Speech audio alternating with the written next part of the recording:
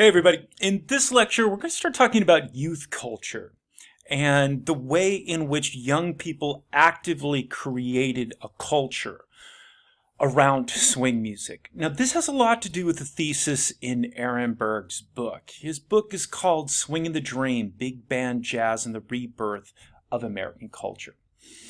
And what Ehrenberg's interested in is this idea that there was something essentially democratic about swing music. I don't mean that like the Democratic Party versus the Republican Party, small d democratic.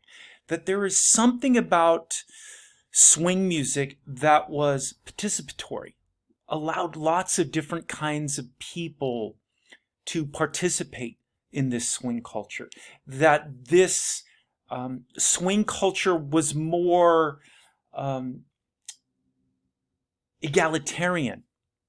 It embraced the idea of quality more than broader American culture. That swing music was good for America and made America a better place. That's what his book is about. That is his argument. Now, a big element of this argument has to do with the idea that young people had agency and created their own culture that was distinct from broader American culture around this music. Okay, so we'll get back to that in a minute.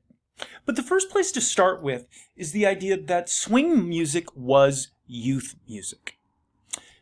There's this commonly held idea that the rock and roll of the 1950s was the first time that young people had their own music. This is part of the story of rock and roll.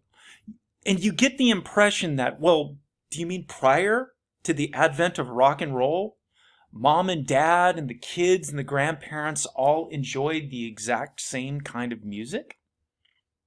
No, that wasn't true. That wasn't true at all.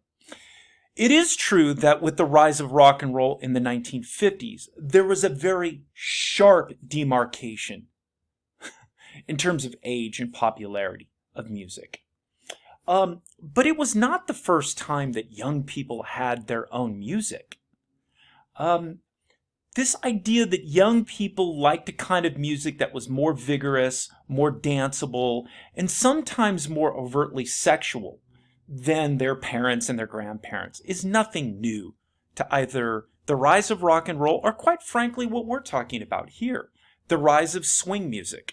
Swing music was a youth music. It was for teenagers. It was for people in their early 20s, into their mid-20s. Were there some older people that liked the music? Yeah, sure there was. And by the way, there almost always is old people that like some of the music that the kids are listening to. But when we talk about the popularity of swing music, we're in particular talking about young people. Now, one of the important arguments that Ehrenberg wants to make in this book is that young people have agency. In other words, they're not just dumb, passive entities that lap up whatever music is forced upon them by the music industry. No, that's not how it works. Young people make active choices about what music they listen to, where they are going to listen to that music, what they are going to do while they listen to that music, how they will dress when they listen to that music, what language they will use, how they will express their pleasure or displeasure about that music. That young people actively create their own musical culture. And his argument is these young people created a culture that was more democratic, more egalitarian, more participatory, let more kinds of people participate in this culture. And as swing music and its culture became more popular, more and more popular, in its own little way, swing music and its culture helped make America more democratic, more participatory, more egalitarian. Okay? It didn't single-handedly transform America, but it helped. It helped push America in a more positive direction. That's what his book's all about, and that's what we're going to explore as we go through these units. All right. And so young people had agency. They made decisions. We're going to talk a lot about that in terms of the rest of this lecture. We're going to talk about how young people used the radio and how they used they used jukeboxes and how they danced and how they spoke and how they dressed. They decided what they were going to do with this music. All right. Let's talk about swing music and its critics. Like most new areas of popular culture, there was resistance to swing music. We saw this resistance when we talked about silent movies. We talked about how many from the middle class disapproved and at first avoided this music, or that avoided the movies. And there were critics, those that denounced movies and wished they would go away. We see the same thing that happened with swing music. Critics of swing music that disapproved this music.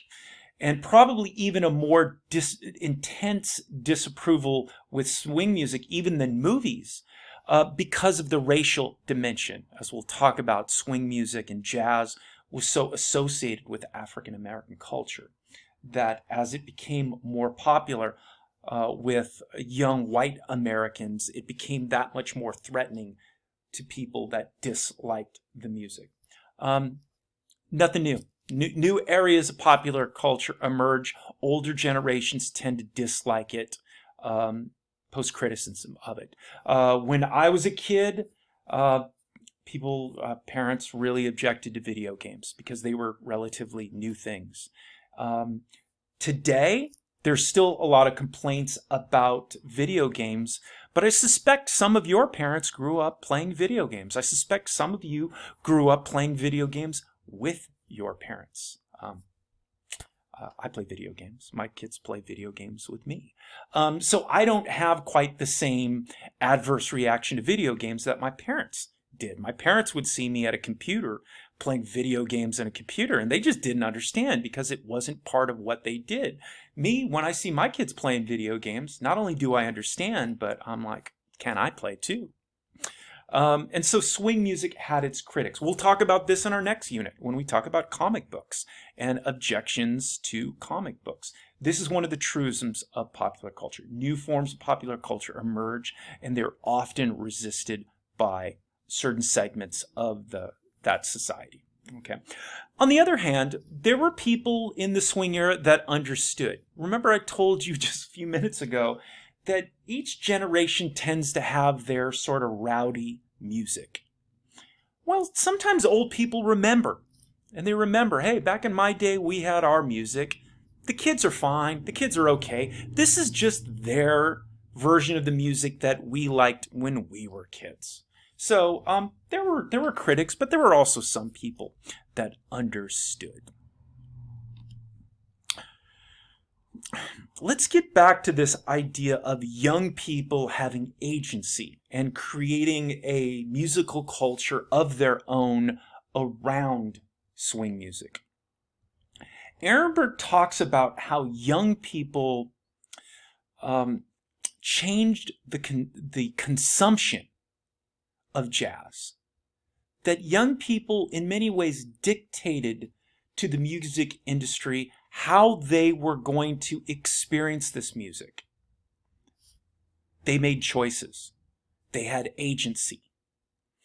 And rather than being passive and simply doing what the industry told them to do, young people made certain choices about how they were going to consume swing music. And the music industry, in many ways, evolved and changed to the needs for young people. Young people aren't just dumb, passive entities absorbing what is given to them. They make choices, and the environment changes for them. All right. So now what we're going to do is go through different ways in which young people interacted with this music, about how young people were active and made decisions and changed that environment. All right? Let's talk about the radio. Okay. Oops. Now, if anything sounded like a really passive activity, sitting back and listening to the radio sounds like that. But as Ehrenberg indicates, and as I'm going to talk about, it's a lot more interactive than you would often think about. First of all, radio really grew during the Great Depression. Okay, we first start getting broadcast radio in the early 1920s, and as the 20s went on, radio stations popped up in big cities and in smaller cities all across the United States. So by the time we get to 1935 and the swing era, radio is massively popular. And the circumstances of the Great Depression also ultimately helped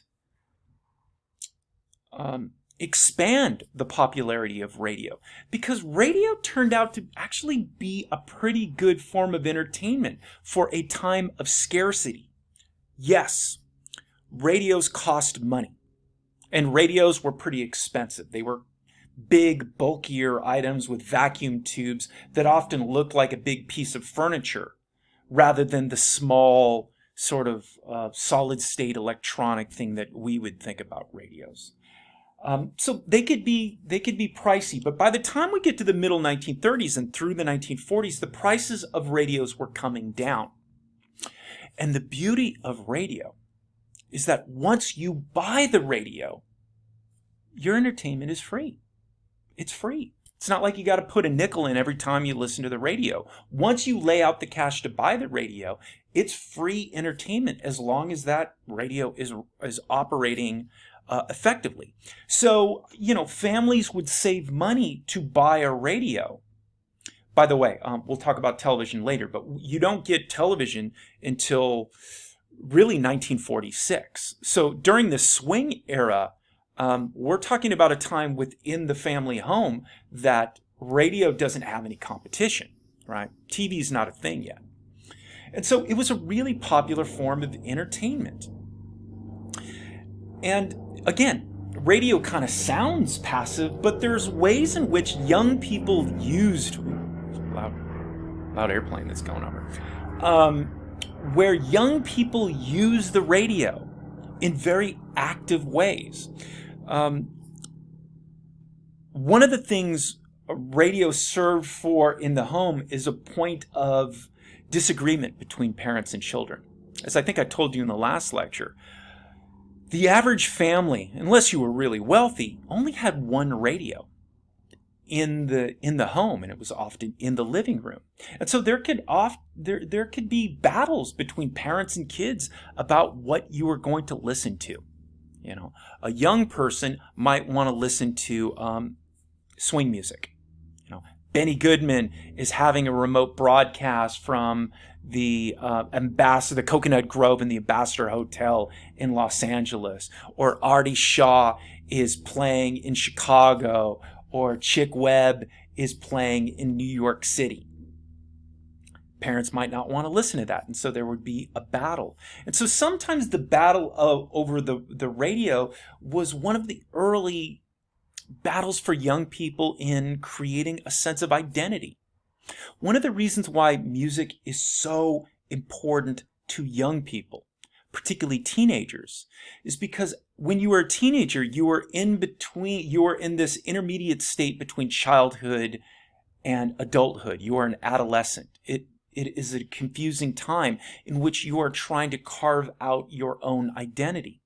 And one of the ways in which young people often try to carve out their identity is in the music that they like. It's one of the ways they differentiate themselves from their parents. Mom and Dad, you like your music, but I like my music. This is me. This music is me. All right? As you get older, you might still love music, but you don't need music to fashion your sense of identity. When I was 16 years old, you could look at me and know a lot about what music I liked because I would wear concert jerseys. I would wear Vans, and sometimes I would write the names of my favorite bands on the side of my Vans. My haircut gave things away, or my lack of haircut back in the day gave things away about the music that I liked.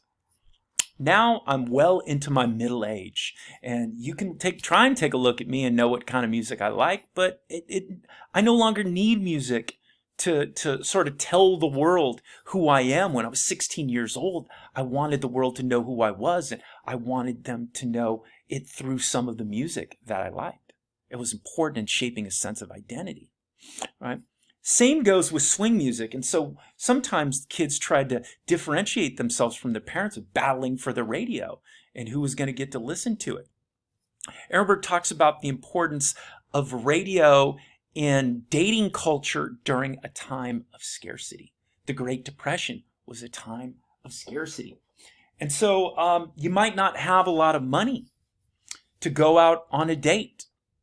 You might not be able to find access to a car or money to go on the subway or money to go buy dinner or to go to a dance place.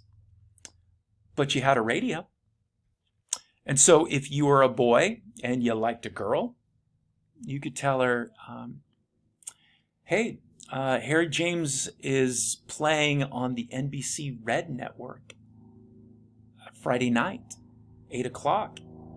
You want to come over to my house, pretty girl? My parents are going to be out to dinner that time, so I'll have the house to myself. Suddenly you got a girl on your sofa with no parents around, and it was all because of radio, and that radio gave you an excuse to go out, and it gave a girl an excuse to sit on a couch with a pretty boy that had asked her out. It worked both ways. Radio could be an important part of dating culture during a time of scarcity. Ehrenberg talks about how hard young people were hit by the Great Depression. As adult men were having a hard time finding jobs, they were taking low-level entry, sometimes part-time jobs that used to be the bread and butter of teenagers and young people. Now, young people didn't have as much access to jobs, and parents who were often having a more difficult time paying bills didn't have enough money to kick down to young people enough. So radio became an important vehicle for dating culture in there. All right, nothing passive about radio. Look at how young people, they're creating a sense of identity against their parents with the radio. They're using it in dating culture. There's nothing passive about that. All right, and by the way, young people are figuring this stuff out on their own. Nobody's telling them to do this. They're figuring it out on their own. Another interesting aspect of radio was that radio was colorblind. As you listened to music on the radio, some of the performers you would hear were white, and some of the performers you heard were black, and sometimes you didn't know who was who. All you knew is a song just came up on the radio, and I liked it, and it sounded good. Now, maybe later on, you find out that that orchestra was black, and maybe you grew up with a racist background. Maybe you grew up with racist parents, and the first positive association you have with African Americans is this fact that you like this music. Okay. Two of the areas that integrated the earliest in American culture were sports and music. And why would that be? It has a lot to do with sports and music are things that people tend to be very passionate about, that they really love. Okay. If I need to find an accountant, I just need to find an accountant. I need to find somebody to balance my books. There's plenty of white dudes that can balance my books. Okay. But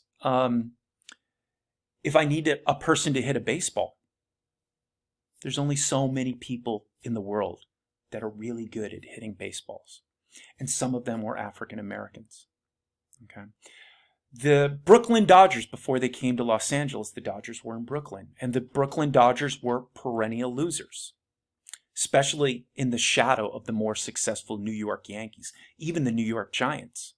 And so the Brooklyn Dodgers, trying to do something different to have success, brought in Jackie Robinson to play for the Dodgers. And there was a lot of resistance there.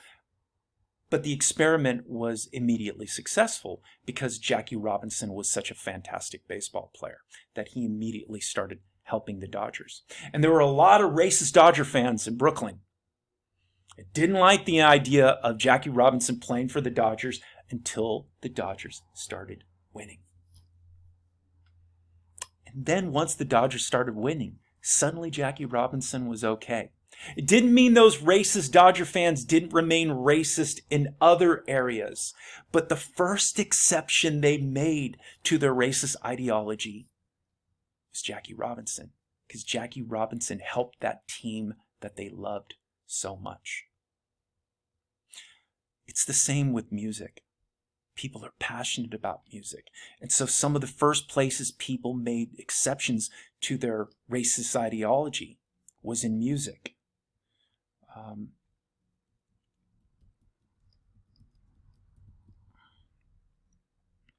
going to play a Louis Armstrong song from the 1920s called West End Blues. It's from, I think, 1928.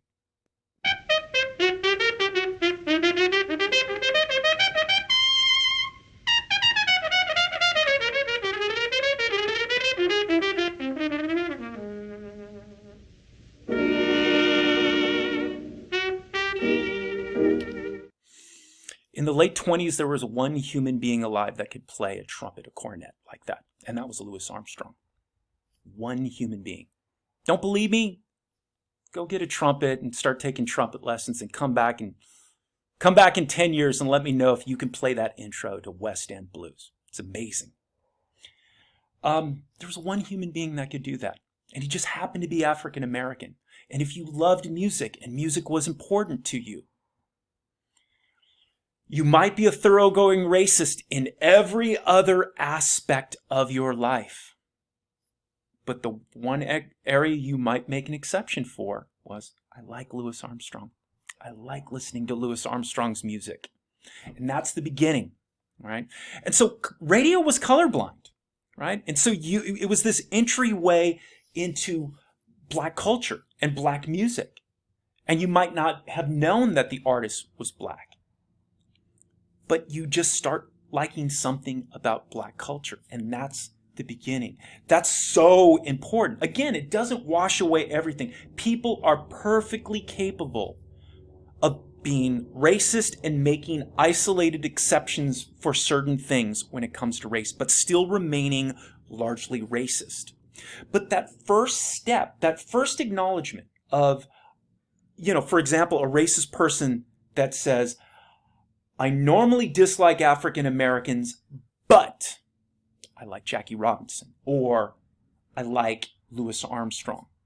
That first step is often the most important, because that's the beginning. Once you make one exception, you can make two, you can make three, and you're on a road to a more enlightened attitude. And so this is why music was so important. This is part of Ehrenberg's argument.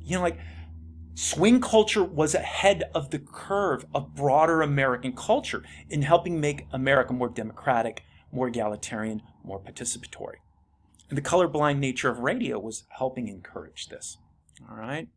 Let's talk about jukeboxes. By the way, jukeboxes had that same colorblind element where you didn't know if a record being played on that jukebox was from an African-American band or a white band or any other type of performer. Okay, so that held with radio also. Like radio, jukeboxes were a growing entertainment device for the Great Depression. In some restaurants prior to the Great Depression, a band was a part of the evening's entertainment. You go to a place, they would have live music. You would sit, you would have your meal. The music was part of the evening's entertainment. But with the onset of the Great Depression, people were going out to eat less. One of the things that restaurants could cut most easily was stop paying a band to play for music, and instead replace it with the jukebox. Jukeboxes became a thing in the 1920s, but rapidly grew in the 1930s. Because not only did a jukebox not cost you money, but the patrons themselves paid for the music in the jukebox and made you a profit. It was another revenue source. And so jukeboxes were all over the place during the Great Depression. Not only restaurants, bars, barbershops, bowling alleys, bus stations, pretty much anywhere where people might congregate and want to listen to a little music while they were waiting there was a jukebox there. Okay. Now, talk about agency and music, the jukebox. I don't know how many of you have actually ever put money into a jukebox before. I've been slightly surprised that we don't see jukeboxes more in public, especially now with digital technology, where you can basically have a very small jukebox and a virtual unlimited play selection. I know they exist, and we've seen them, and I suspect some of you have used them. I've used them. I thought they would be more popular now. I thought once you could really start doing that, we would see these things pop up all over the place. But if you've ever put money into a machine in public that played music publicly, you know what it's like to make other people submit to your musical domination. It's such an awesome feeling, especially if it's a jukebox that has some really good music that you love, that you think is special. You put some money in that machine and you sort of look around at all those unsuspecting people around you.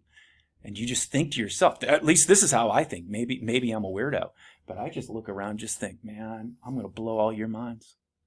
You are not ready for what I'm about to drop in this room. You're welcome. You are all welcome. That's what I'm thinking in my head every time. Nobody ever thanks me, but I think they're going to, right? I have agency. You have agency. You put that money in that device and you make everybody submit to your musical domination, right? Notice young people transforming public space and what happens in that public space. They are making active choice. They made active choices about what was going to happen there. Ehrenberg talks about one example of a little restaurant that wanted to get some more business after school, to get more high school kids to come in there.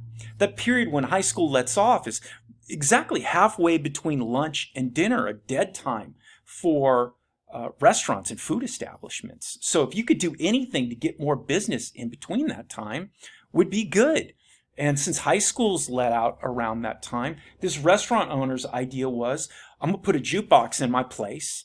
I'm going to clear out some of the tables, move them around so there's a little tiny dance floor in there. And hopefully the high school kids will come in here after school, buy a little bit of food, drink some sodas, and drop some nickels into the jukebox, and I'll give them dance floor to dance and have some fun in. Ehrenberg tells you about that example because notice which way the power dynamic is working there. Are young people changing themselves for the sake of the restaurant and the owner of the restaurant, or just the opposite? The restaurant owner, the adult, is transforming public space for young people. What do young people want? They want to listen to music. Okay, I'll give them music. What do young people like to do? They like to dance. Okay, I'll give them a dance floor. Young people were active in making decisions. They were dictating to the world. This is how we want to consume music. And so this little simple example of a restaurant was replicated all throughout American society. All right? So young people were changing the way. But it goes beyond that. It goes even a step further beyond that. The very first musical chart, the top 10, the top 50, the top 100, we talk about musical charts. was not actually about record sales. It was not about radio airplay. The very first musical chart in American history was about jukeboxes and play on jukeboxes. It was the Billboard magazine Top 5. That was the first musical chart in American history. And what it tracked was what records were being played a lot on jukeboxes in the United States. There were also regional charts as you read Billboard magazine. Billboard was and is a trade magazine for the popular entertainment industry. All right. And so this magazine let proprietors that had jukeboxes in their places know what was popular. And the way this chart worked was there were people whose entire job was to drive around from jukebox to jukebox and take old records out of the jukebox and put new records in the jukebox. Okay. And when they would go around and do this, they would ask people at the establishment. They had forms that they would bring with them and ask, like, let's say there was a jukebox in a bar. And they would go to the bar and they would ask the bartender that was there at the time, hey, what records have you heard a lot since last week? And the bartender would say, I heard this song, and I heard that song, and I heard this song. All right. Person changing the records would ask about, well, did you hear much about this song? No, I didn't hear that one. All right. And that would help dictate what was taken out of the jukebox and what was left in the jukebox. And so from these these jukebox reports, Billboard magazine created the first record chart, the Billboard Top 5. Once again, notice who is making the decisions. The music industry is reacting to what young people, swing fans, liked. So if kids were listening to a lot of Stan Kenton on jukeboxes, the record companies, the jukebox operators would put more Stan Kenton records in there. All right. If this week Count Basie's record wasn't real popular in the jukebox, they would take it out because the kids don't seem to be listening to this Count Basie record. Young people had agency. Young people were making decisions that the record industry and the jukebox industry was reacting to. Not just passive, dumb kids lapping up whatever they got, making some active decisions in there. All right? So young people were using jukeboxes. Let's talk about theaters. And when I mean theaters, I mean movie theaters. Straight up. Okay? As we'll talk about a bit in a second, the natural environment for swing music was the dance hall. All right? Swing was first and foremost a dance music. And if you don't understand that it was dance music, you're missing an important element of the popularity. However, movie theaters became a place where young people could listen to swing music also. Initially, with the onset of the Great Depression, the movie industry that we just got finished talking about was hurting a bit with movies. They would rebound, and especially when things started to improve a little bit after 1932, one of the places that people would take refuge from the hardships of the Great Depression was going to the movies. It was still a fairly cheap form of entertainment. And so people, young people or Americans in general still liked going to the movies. Well, some theater owners, especially for those big movie palaces that we talked about, they often placed a stage in those movie palaces because why not? If I'm building a theater with 1,000 seats in it, I might as well put a stage in there because you never know if maybe someday movies aren't as popular. I've got a stage and we could put on live shows there at the time. And so what started to happen was you started to get double features, but not the traditional double features that we'd think of where you would get two movies. You would get a movie and a swing band that would perform. Famously, Benny Goodman put on performances at the Paramount Theater in New York City. And so this was a way for theater owners in the movie industry to try and get young people to continue coming to the movies. You would sit through a movie at first, even though if you weren't particularly interested in the movie, you still got there anyways because you paid for it. I'll watch the movie. And then after the movie was over, then a band would play. This example, Benny Goodman would play on stage. Right? What's interesting about this experience in the theaters, Ehrenberg argues, is how young people determined what decorum was going to be like in those movie theaters. All right. Normally what happens in a movie theater, you sit in there, the lights get dark, and you shut up and you watch the movie. If there's a funny part, you laugh. If there's a scary part, you might gasp. But other than that, you sit there in your chair patiently and watch the movie. The vast majority of time in total silence. But what happened when Benny Goodman came on stage? The kids started to let their emotions fly. They got up out of their seats. They yelled, they screamed, they whistled. Some kids would go out into the aisles and they would dance. Sometimes they would dance in front of their seats the best they could. You see these kids up here, standing, screaming, shouting. They were creating their own rules. Now, the theater owners didn't like this, right? That sounds like trouble. That sounds like a problem. That sounds like something that can get out of hand. They would have preferred if those kids just sat politely in their chairs, folded their hands, and just listened to the music. But listening to music in public venues for popular music tends to me a lot more like going to a sporting event than sitting and listening to a classical music show where you sit and listen patiently. All right? And so the audience dictated what was going to happen. Theaters tried to tell the kids, stay in your seat, don't dance in the aisles. The kids just ignored it. They did what they wanted. All right? They let their emotions fly. All right? They decided what was going to happen in that theater. Not the theater owners, not the ushers that were there. The kids did what they wanted. They had agency. Well, let's talk about that natural environment for this music, and that was dance halls. Ehrenberg talks about with the coming of the swing era in Great Depression era America, it created some differences or created some changes when it came to dance hall experiences. Prior to the swing era,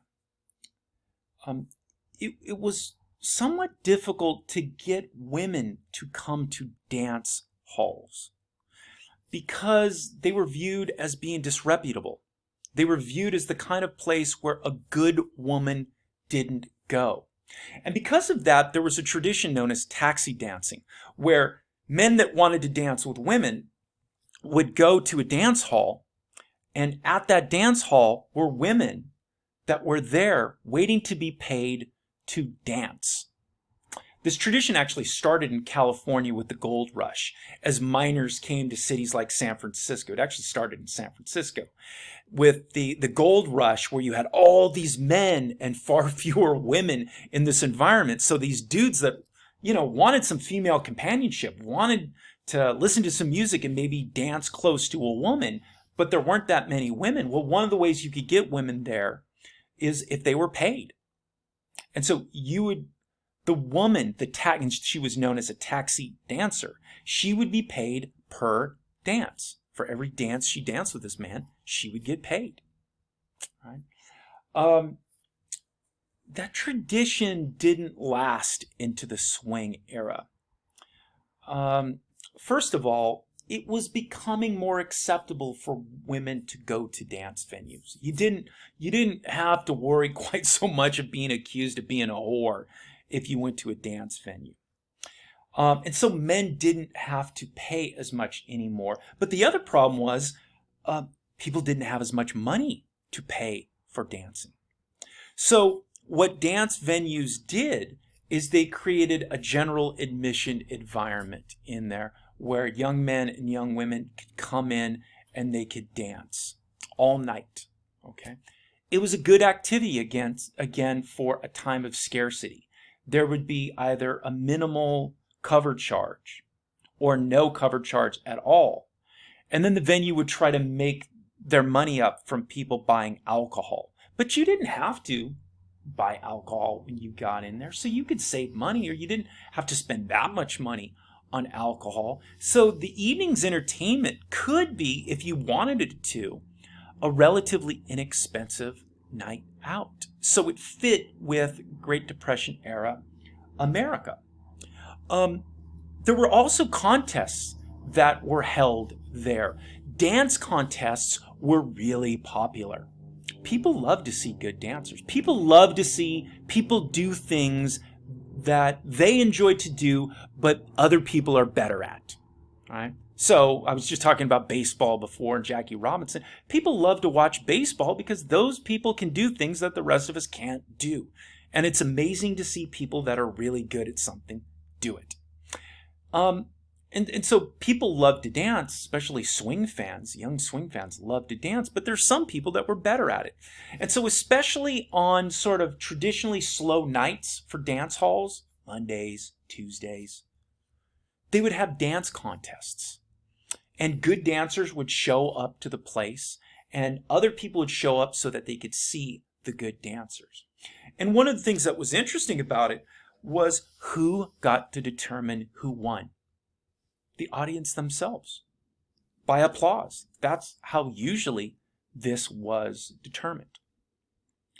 And so young people were actively involved in deciding who was the great dancers. And the other great thing about dance contests is anybody could participate for most of these shows. Like, you just showed up, you paid your general admission, or if it was free, you walked in and you entered the contest. Right? You could do it. And if you were terrible, nobody would applaud for you. And then, you would learn you were terrible. But nonetheless, if you wanted to participate, you could participate. Not only was swing culture more democratic, not only was it more egalitarian, but Ehrenberg tells us that it was more participatory. More kinds of people got to go. Okay. Another interesting thing about dance halls is dance halls helped break color barriers earlier than other places in the United States. Black bands would get to play largely white dance halls, or sometimes exclusively white dance halls, at a time where you didn't see this kind of race mixing, or even exclusive white audience and black performers in that many other places in the United States. And again, it would often start with traditionally slow nights for dance halls.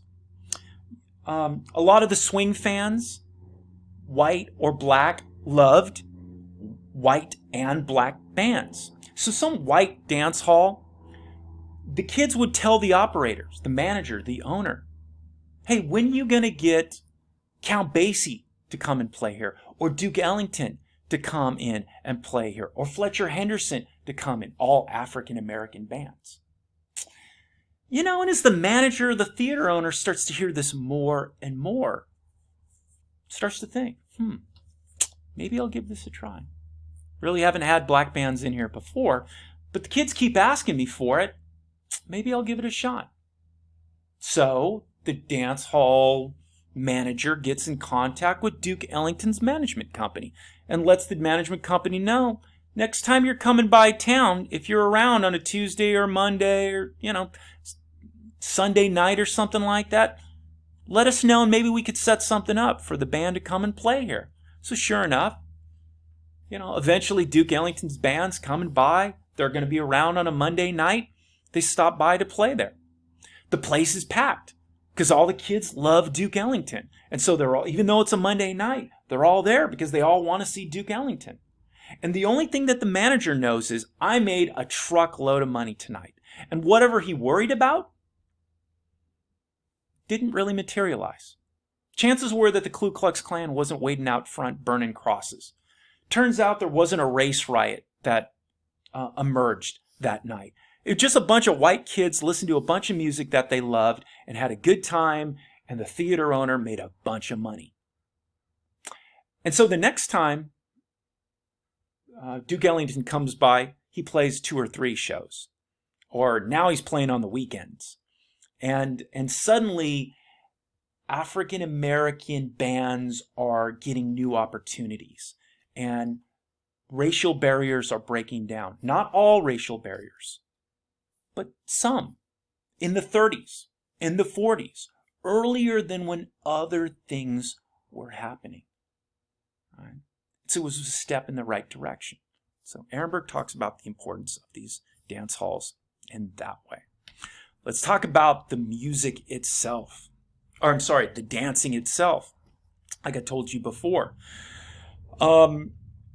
Swing music was a dance music. And it's essential to understand that for its popularity. In fact, when you look at so many musical trends in the 20th century, many of them were associated with dancing. Most of them were associated with dancing. Jazz music in the teens and 20s in the Charleston, swing music in the 30s and 40s, rock and roll in the 1950s. Rock and roll was initially a dance music. That was dance music, right? And so young people were creating their own dance steps to this music. We'll talk about this more as we look at more of these swing bands. We're going to talk about Benny Goodman next time. So we'll talk about Benny Goodman looked like a middle-aged bank manager.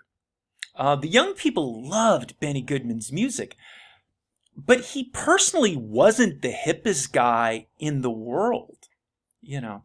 And so dance moves were emanating from within youth culture itself. You know, when I was a teenager, Michael Jackson was really popular. And what Michael Jackson did with dance trends dramatically altered the way people danced. So you had performers that danced. You didn't really have that much in the swing era. Benny Goodman wasn't a dancer. Cab Calloway might be the slight exception to the rule, but Duke Ellington wasn't a dancer. Stan Kenton sure as hell wasn't a dancer.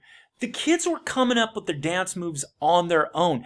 The dance was emanating from within their culture, not from some record company label telling kids how they're going to dance, or radio stations telling young people how they were going to dance, or even the performers telling the young people how to dance. They decided how they were going to do it themselves. And once again, there's a way in which racial barriers were being broken down with this also. It was widely accepted in swing culture that African American kids were better dancers than white kids. Okay,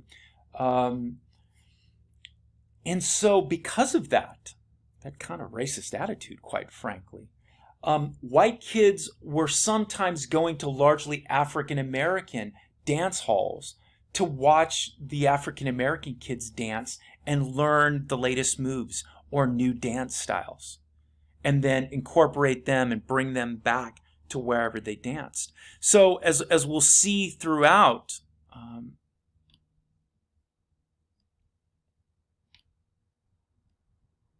see if it's in this picture. Yeah, I mean, here we have an integrated dance hall where you see at least one African American kid in here. Again, one of the earlier places to start integrating in the United States were dance halls in the 1930s, long before a lot of other places were integrating that you had before. Let me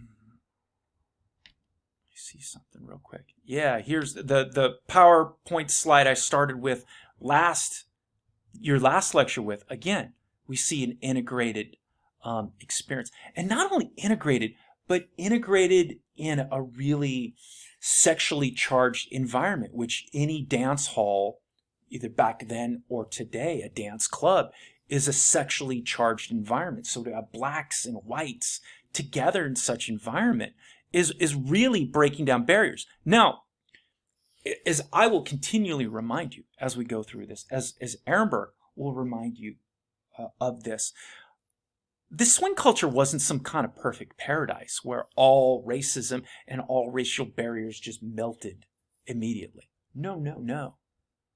There was still tremendous racism. Even within the swing culture, there was racism. There were clubs that didn't admit uh, uh, black dancers in them, that wouldn't accept black musicians to come and play in their radio stations, that wouldn't play black artists. So it was not some equal paradise, but it was better often than broader American culture. There was movement in the right direction. And so this greater interaction between white and black dancers was going to be significant as we go on. There's also just a kind of liberating quality to the nature of dance. Some of you understand this and some of you don't, because some of you are dancers and some of you don't. Okay? My wife's a dancer. My wife is a really good dancer and loves to dance. And there are just times in her life where she has to go dancing. She has to get her girls together and they go dancing. Because, that's one of the times in which she feels most free. When she was in college, she and some friends rented a house, and that every Thursday, Friday, and Saturday night was just dance party central. They just listened to music and they danced all the time. And again, especially during the Great Depression, the first half of this swing era, in a time in which young people were often feeling trapped and their options were limited, and the world seemed like it was kind of conspiring against them, to go out on a dance floor and express yourself freely was liberating. And like I said, some of you understand what I'm saying better because you like to dance and you get it. And some of you don't dance and you're kind of like, oh, okay. You're just going to have to trust me on this one. Ask a friend that's a dancer and they'll help better explain what it feels like to feel free on a dance floor. One point of contention I have with Ehrenberg here is he talks about dancing between male and female dancers as kind of an expression of more equal relationship, of equivalent partnership on the dance floor between men and women. And the only thing I can imagine is that Louis Ehrenberg is not a dancer. I might be wrong about that, but swing dancing is very male dominated. The man leads and the woman follows. There's a lot of man dictating what the woman is going to do while people do swing dancing. So I'm suspecting that old Ehrenberg might not be much of a dancer, because I don't buy that aspect of equivalency in terms of the relationship on the dance floor, because swing dancing, like a lot of other earlier forms of dance, is the man leads and the woman follows. That doesn't sound equal to me. So I think he's a little off on that. All right, finally, let's talk about how young people could serve as critics. We already talked about this a little bit with jukeboxes, in that what music young people picked started to influence the industry through the Billboard Top 5. But there were other ways that this happened also. Battles of the bands used to be a really common thing. And I'm not just talking about like low-level battles of the bands where unknown bands fight it out and get crowned winners. I'm talking about the biggest artists of the time. There were some dance halls that had 2 stages on each side, and you would have battles of the bands. Back in my day, what was called amp versus amp, where you would have 2 bands already set up. One band would play a song, other band would play a song right after, and they would just go back and forth, amp versus amp. If you've ever seen Scott Pilgrim versus the World, there's that scene where Scott Pilgrim's band goes against the DJs on that. It's a great scene. That used to be a thing in the swing era, band versus band. This is a poster for a show that happened in New York City in 1938, at the Savoy. It was Chick Webb and his band with his girl singer, Ella Fitzgerald, versus Count Basie and his band and his singer, the great Billie Holiday. My friends, if I had a time machine, I would eventually go back and talk to Abraham Lincoln and try and sit down and have a conversation with Socrates in ancient Rome. I would get to all that stuff. But the first thing I would set my time machine for is to be in the crowd to see this band and listen to those singers, Ella Fitzgerald and Billie Holiday and Count Basie's band and Chick Webb's band. That would be the first place I'm going, right there, to enjoy that. I can't express to you like how big these people were. It would be like, I don't know, Kendrick Lamar going up against Drake. Contemporary performers would almost never do something like that because of the shame of getting beat by someone else. Big acts just don't do stuff like this anymore, but they used to back in those days. I would have loved to have seen that show. Right? Well, who got to decide who won the Battle of the Bands? Just like with dance contests, the audience, in terms of their applause, they determined who won. Okay, and so young people, and by the way, this would get written up in the music magazines, in Billboard magazine, in